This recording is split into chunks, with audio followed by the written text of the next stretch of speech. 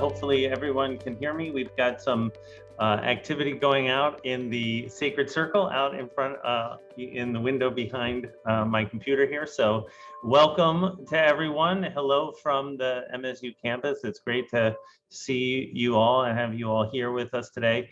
This is one of those perfect Michigan summer days where we have low humidity, a lot of bright sunshine, and it's really wonderful to have a chance to say a few words here about the College of Arts and Letters, where we are, and to hopefully field some questions that you may have about what we're doing in the College of Arts and Letters. So let me begin by saying that we had an amazing graduation celebration in May. We had Maddie Eicher, who is a College of Arts and Letters major and a major in the College of Natural Science. She is an apparel and textile design major and a molecular biology major. And she's also a member of the Honors College. So given that I have taken on additional responsibilities as Dean of the Honors College last July, it was so wonderful to have Maddie Eicher representing the College of Arts and Letters. At graduation, she gave an amazing speech. In that context, we were in person in the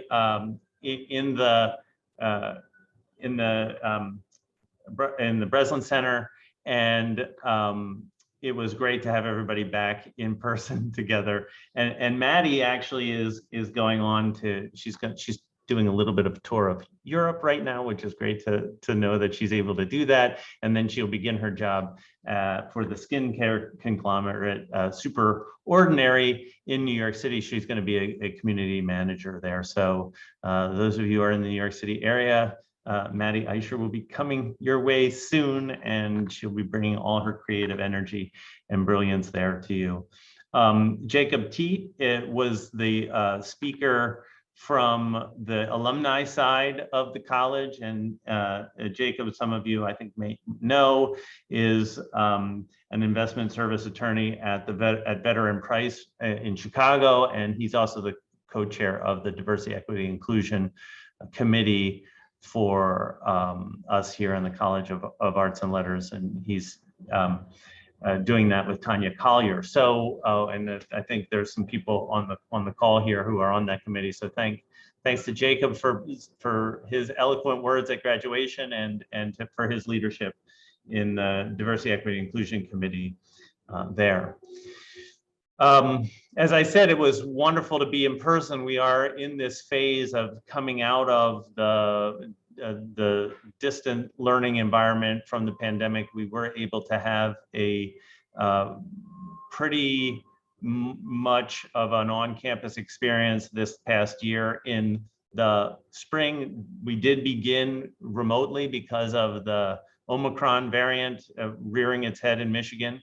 But we moved after 3 weeks into an in-person environment again, and we do anticipate that will be the modality that we'll be using moving forward into the fall semester.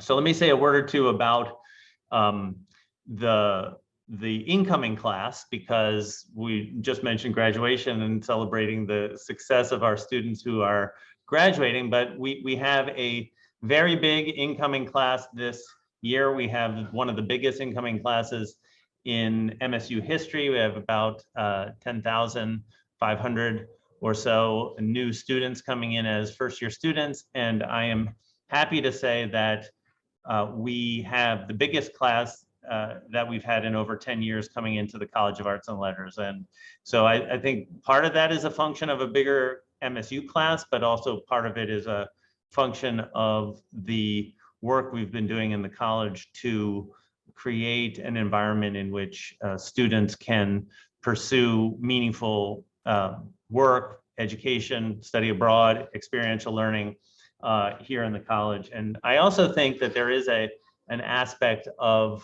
the pandemic in which people sort of taking the time to reflect on what they're doing with their lives, what kind of life they want to lead, that turns people's attention to the kind of work that we've been doing in the College of Arts and Letters around a liberal arts education, which really is oriented toward empowering people to live meaningful, thoughtful lives. So we're excited about welcoming those students into the college. We obviously, whenever MSU has a big incoming class, given the fact that we have the first year writing program in our college, we have to teach a whole new cohort of students how to write effectively. So it's always a big challenge when we have a bigger incoming class, because we have to find the capacity for the faculty to teach those writing courses in particular. And we're hard at work doing that. We have our Citizen Scholars Program, which graduated at 12 students this last year. We are in a little bit of a transition because Stacia, who is the director of Citizen Scholars, has been called to duty at the provost level of the university. She is going to be in charge of the accreditation process that the university is now in the process of undertaking over the next couple of years. So she's doing the assessment piece of that, which is a great for her and for her career. But that means that we're doing a search for a director of Citizen Scholars, which we should have an announcement about in the next, hopefully, few weeks. But that program continues to be a strong program in the college. We've also been really focused on the undergraduate experience and trying to bring our commitment to providing a holistic understanding of our students into the curriculum and into our support for them in arts and letters. One of the things that we've witnessed over the past few years is a major uptick in mental health issues for our students. So we created a director of wellness for undergraduate students in our college, and we're probably looking to grow that unit a little bit more so that we can continue to nurture the success of students from a whole person standpoint. So that's been exciting. And a couple of other just things to note that I wanted to highlight before I say a few words about our strategic planning process that we're focused on. This next year, we're going to have 50 years of the study abroad program in Mayen in Germany. And that's going to be an exciting opportunity for us to celebrate the students who have gone through that program and have gone on to very interesting things. So keep your eye out potentially for announcements about opportunities to participate in that celebration.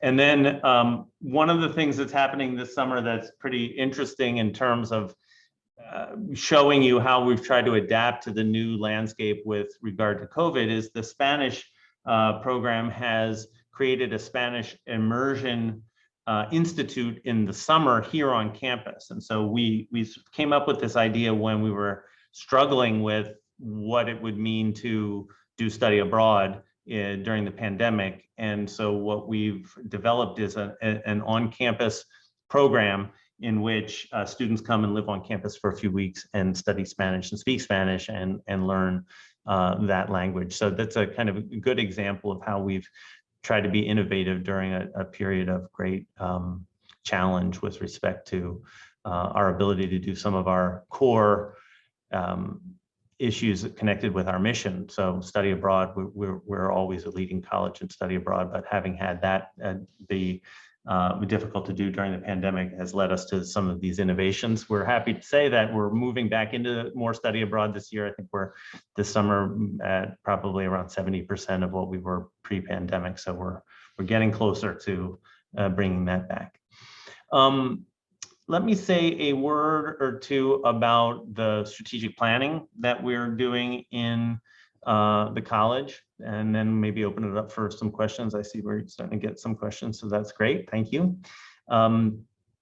We have taken what's called an appreciative inquiry approach to strategic planning, and what that, in fact, I think I'll put a link to the appreciative inquiry approach into the chat here so people can see if they're not familiar with that. Let me see if I can do that for everyone here. here is a link. It really is an approach to strategic planning that is focused on moving away from a deficit mindset and into an asset-based mindset. So what does that mean in concrete terms? Well, many of you probably will be familiar with a traditional SWOT, so-called SWOT analysis, where you look at strengths, weaknesses, opportunities, and threats. And an appreciative inquiry approach sort of shifts that a little bit and looks at, it takes a SOAR approach, S-O-A-R. It's strengths, opportunities, aspirations, and results. And you can see already in shifting from SWOT to SOAR, we're shifting away from the mindset of sort of what are we lacking, what can't we do, to what are the possibilities with the strengths and the opportunities that we have in front of us. So this strategic planning process, which we started this spring, has been really a powerful transformation for our strategic thinking across the college. We've done a number of focus groups. We've done a number of workshops and then retreats connected with this, and the faculty and students and staff who are leading this have both learned how to conduct appreciative inquiry strategic planning sessions, but then also have drawn on the optimism and the possibilities that are emerging there. And so what we're beginning to see is the emerging of some areas of strength that we'll then refine in the fall as we engage our departments more directly around strategic planning in the same spirit. These areas of opportunity and strengths for us, I think, are beginning to emerge. One, of course, being around the diversity, equity, inclusion and work that we're doing here in the college already. Another is around health and well-being, and there's a whole disciplinary, subdisciplinary areas around medical humanities, medical arts and humanities, which we're trying to think about how we might expand that to well-being in a broader sense, and demonstrating how the humanities and the arts empower people to live a healthier, more holistic life as they move through the curriculum here, but also into their careers and lives.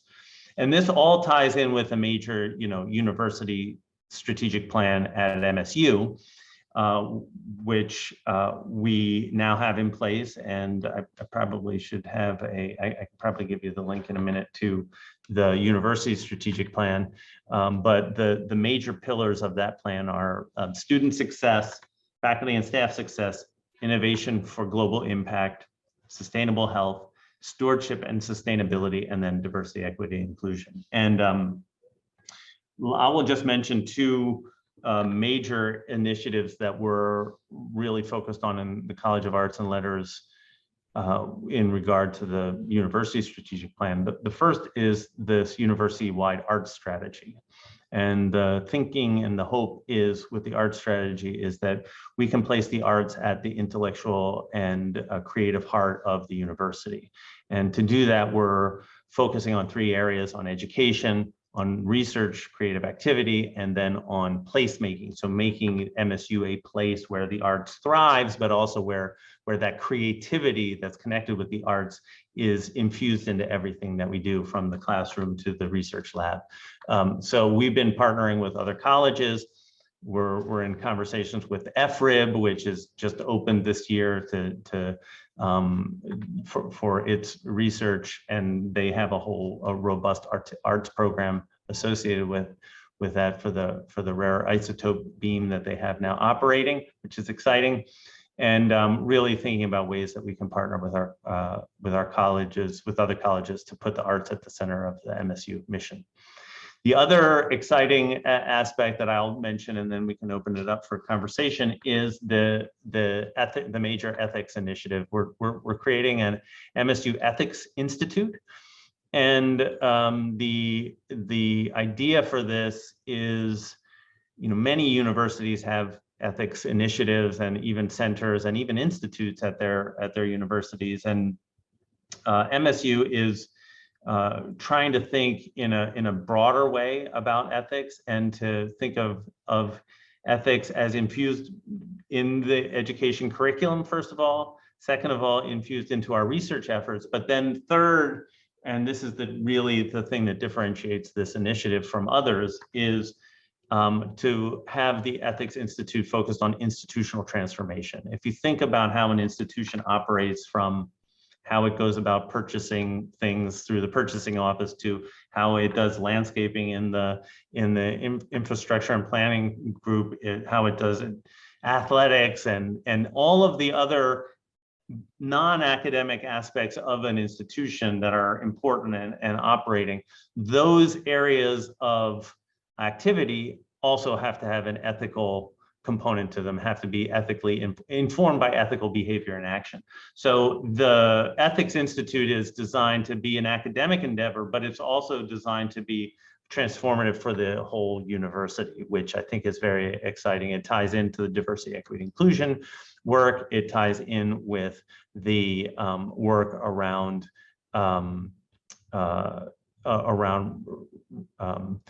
relationship violence and sexual misconduct, which has been an important part of our strategic work in the wake of the Nassar scandal. And so this would be a way of actually elevating all of that work into a robust institutional transformative endeavor. So we're very excited about that. I'm happy to talk more about that if people have questions. But so those are some of the things happening here on campus, and maybe I'll stop there and open it up for the questions that you may have. Thank you so much, Dean Long. That was so great to hear your thoughts on everything. Our first question is from Beverly Burns. She asked, please talk a bit about how your collaborations with the libraries and ComArts will continue in light of your own expanded duties and their changes in leadership. Thanks, Bev. Really great to know you're here. Thanks for being here for these conversations. I'm looking forward to touching base with you soon, I hope. I know that Christine has been connected, I think, with you recently. And I know that Joe Salem has decided to take a position at Duke University. So we're very sad to see him leave, but we're wishing him very well.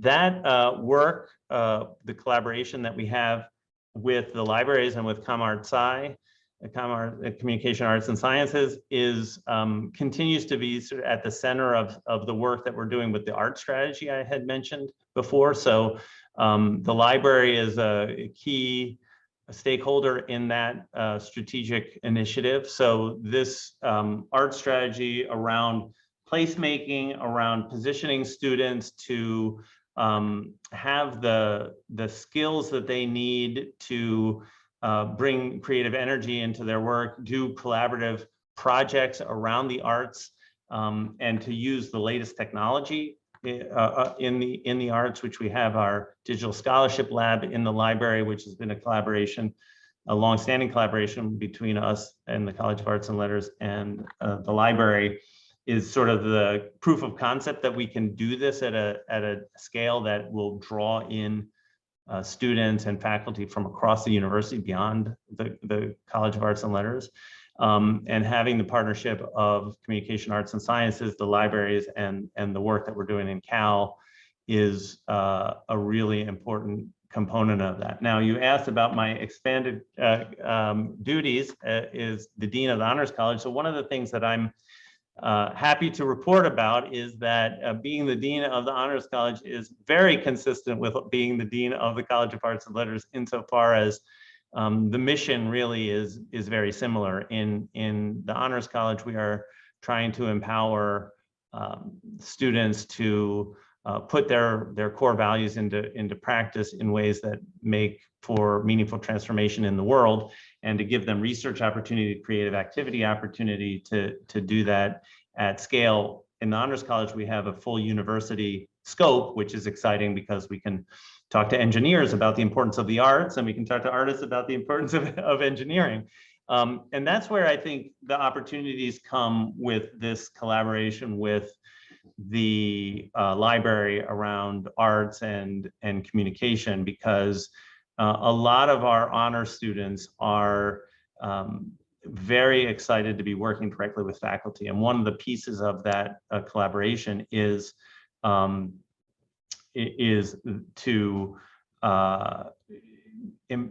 provide resources to faculty to support student-led projects in the area of arts and intermedia communication. And so there are some resources actually, I think, on the Honors College side that can help extend that collaboration beyond just the 3 colleges that we're talking about. So I'm looking forward to working further on that, and also to talking to you, Bev, about ways that you can continue to support those efforts.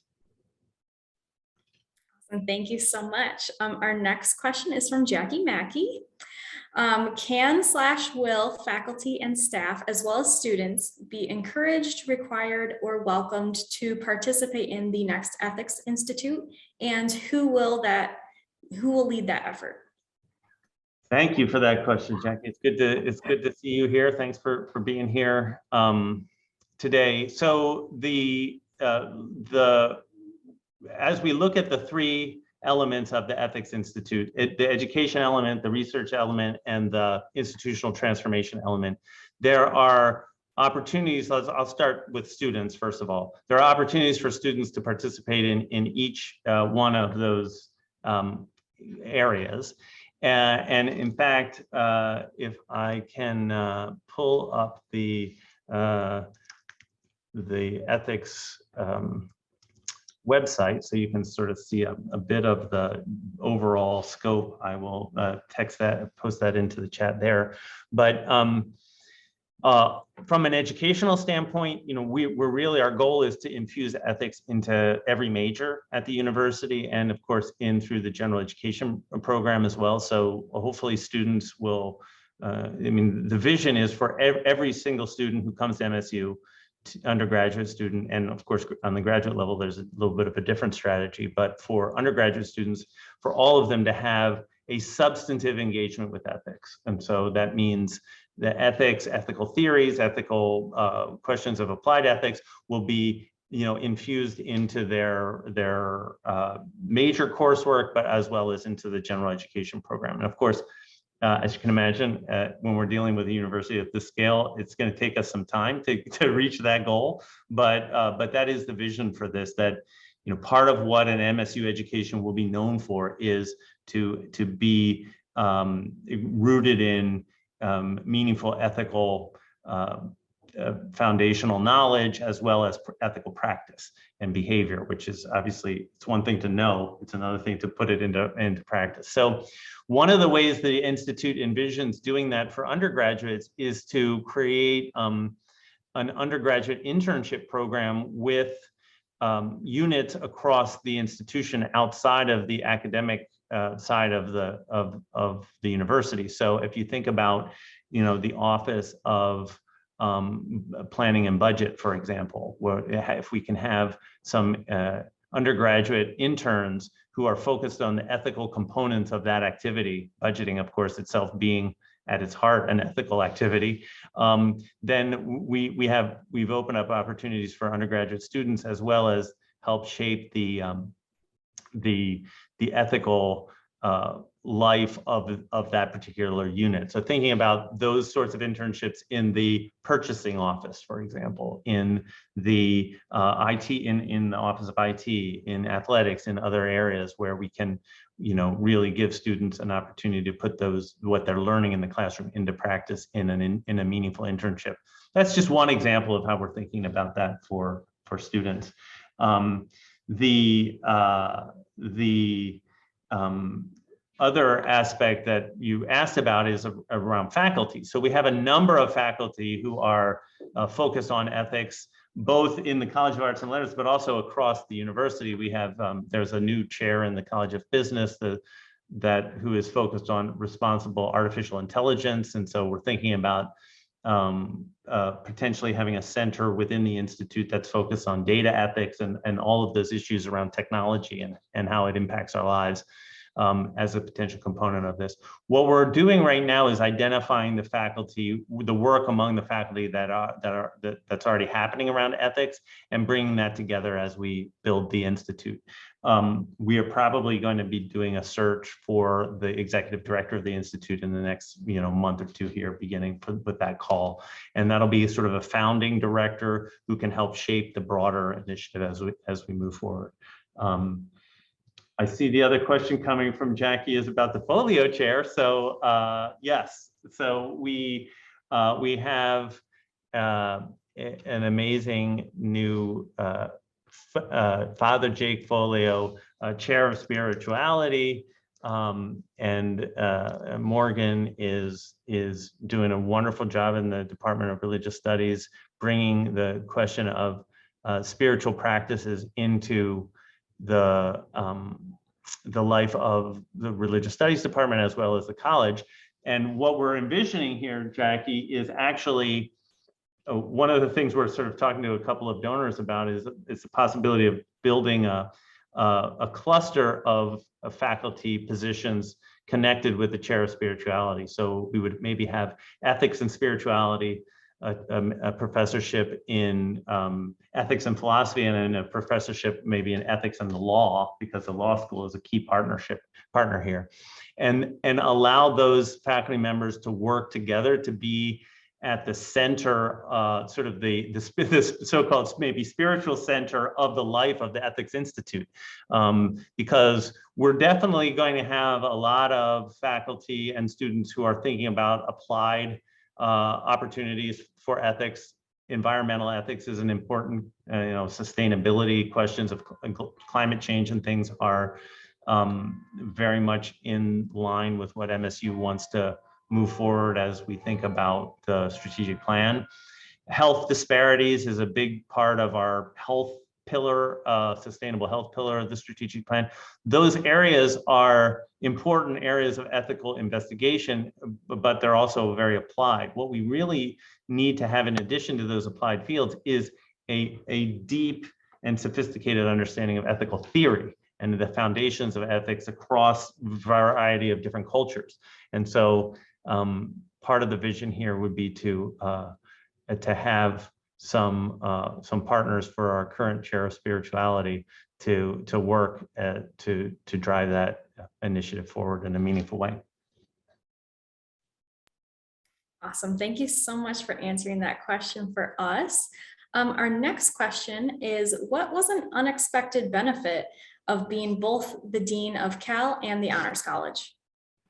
I really appreciate that. So the one main benefit from the perspective of the College of Arts and Letters, I think, has been I serve now also on the Associate Provost's Council. So the Provost has the Dean's Council, which I've always served on as the Dean of the Honors of the College of Arts and Letters, but now as the Dean of the Honors College, because of the university scope of that role, the Provost invited me into the Associate Provost conversations and got to see a little bit more behind the curtain of how the Provost is thinking and how she is driving the strategic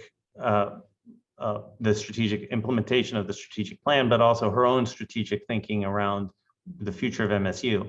And that has put me into conversations and positioned me well to advocate for the broader mission of the College of Arts and Letters, and to then infuse that more liberal arts set of values into the Honors College. So the Honors College is very, so we have about 4,700 honors students across the university, and many of them are from STEM fields.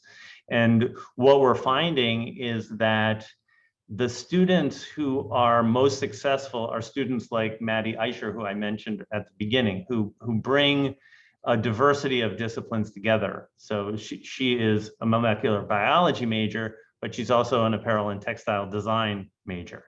And so that positions her really well for major awards, for the kinds of job opportunities that we talked about her actually having.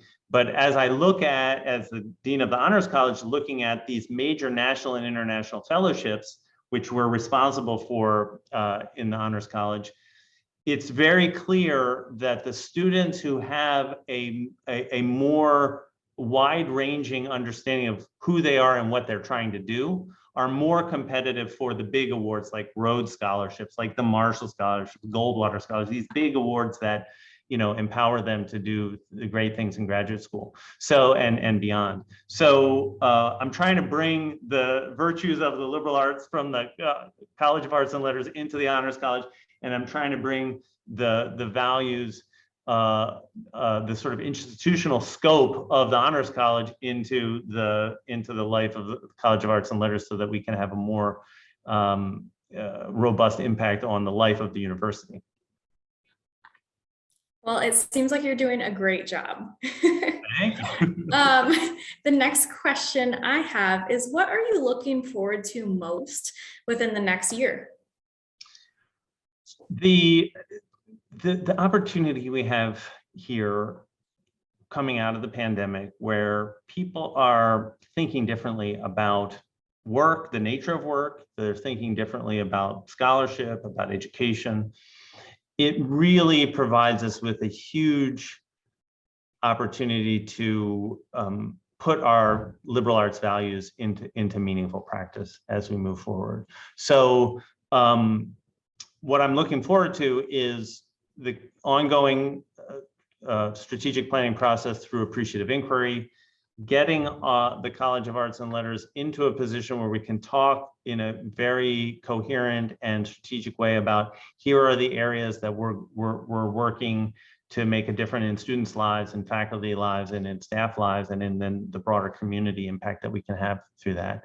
So that's a really exciting component. And then, you know, the art strategy and the ethics institute, which you know, it's no accident that I emphasize those here, because they are the things that I think will be transformative for the university, but it's also the thing that I'm most excited about, partly because they're so big and so challenging. I mean, I don't want to underemphasize just how interesting but challenging it is to figure out how to collaborate in a generative and generous way with colleagues. There's so many ways in which the institutions sort of pull us into our sort of self-centered silos of, you know, what each of the colleges are doing, and so trying to find a way to bring us to a common vision for a better future with respect to a more ethical future, a future in which the arts is playing a much broader role in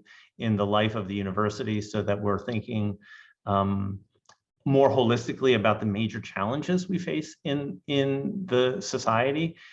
One of the things that I keep returning to as a administrator in higher education and as an educator is these major universities like Michigan State University that are comprehensive, that have a research focus, but that are also committed to transforming the lives of citizens, global citizens from abroad, as well as here in the US. That these major challenges we face as a society, climate change, gun violence, all sorts of questions of how technology is impacting our lives. None of those issues can be solved with a narrow set of disciplines. We need to bring the disciplines more broadly together.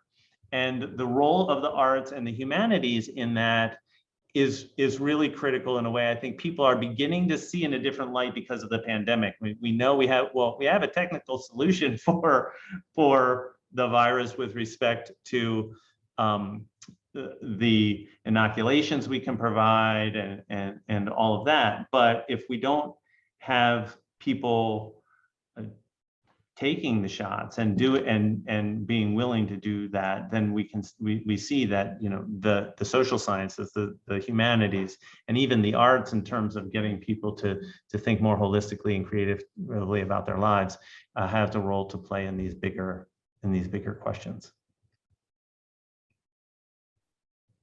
Awesome. We have a few notes coming in from Jackie. I'll read them to you. She says, I love hearing that cross-disciplinary studies and collaboration across units of the university are being given more recognition and support. So students don't have to connect the real life dots all on their own as they navigate their undergraduate experiences. And then she also adds the fiscal necessity to prove that liberal arts learning is something more than fluff seems to be paying off for the university as well as the students. Keep on keeping on. I love that. I need that. You know, I mean, I really appreciate that, Jackie. That positive encouragement. You know, one of the things we've been thinking a lot about is the impact of the pandemic on mental health. I said of the students earlier, but also the mental health of our faculty and of our staff. I mean, people are tired. People are exhausted. We're trying to figure out what the new nature of work is. We're thinking about, well, okay, how often do we need to be in person together? How much remote work can we be doing? We want to be thinking in very intentional ways about providing flexibility for people in this, and it is a time of depletion and exhaustion in so many ways. And one of the things that I keep returning to, and this is actually why one of the reasons why the arts are so vital to the work moving forward, is the way that the arts can revitalize our sense of what's possible. And I think the humanities and the liberal arts more broadly does that. If we can continue to keep our focus on purpose and the fact that we as humans, you know, have a limited time here on the planet to make a contribution. And it is such a privilege to be part of higher education, where you can have connections with students, relationships with students and faculty who are all committed to taking this period of a person's life and really providing the structure, the opportunity for people to find their pathway. And of course, from the research and creative activity side, for us to actually push the boundary of what is known and what has historically been done into new domains, so that we can respond in more sustainable ways that have more integrity than we've done in the past. I mean, I think there's a wide recognition now that you know, we're going to have to change how we live together if we're going to sustain life on the planet, and not only sustain it in terms of survival, but actually thinking about, well, what does a good life feel like to live?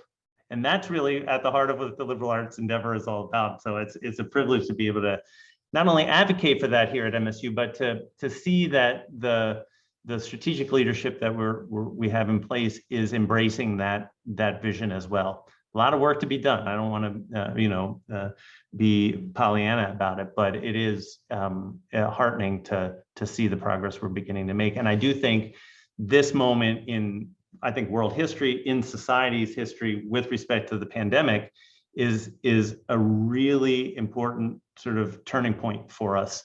And we need to put our full weight on the side of the purposefulness of a liberal arts education, so that can be driving us forward in the future. Thank you so much for that. Was there anything else you wanted to add? It looks like the questions from the audience is slowing down, so I'll give you a chance to make any closing remarks.